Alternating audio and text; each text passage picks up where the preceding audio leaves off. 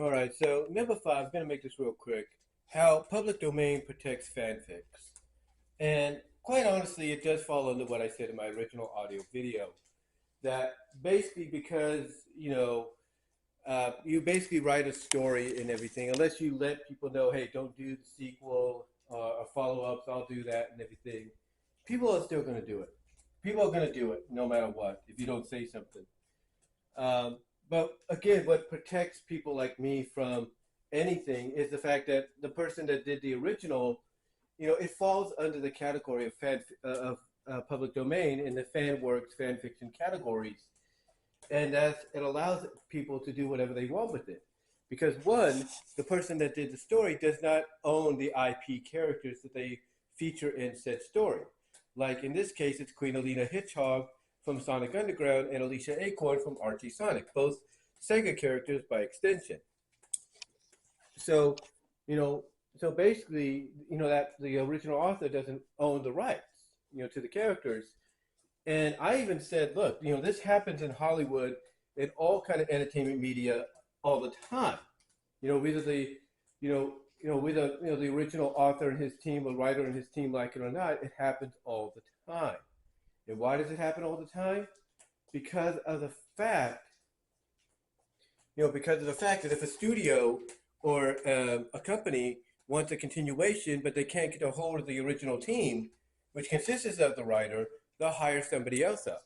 And then either they'll explain to the writer, well, hey, we knew you were busy, so we did this, and all that. And then the writer and their team may come around and say, okay, fine, we're cool with that. We'll just work around it. Or, okay, we're cool with that. We'll just ignore it, though, and go with the way we're originally planning.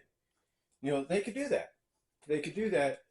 And to me, that's as strange of a comparison as that sounds. That's kind of where this falls into comparison, but more so with public domain, because you could basically do whatever you want, if you will, with public domain.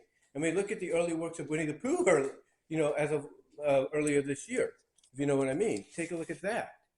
As well as look at what's probably being planned for the early works of Mickey Mouse and all that.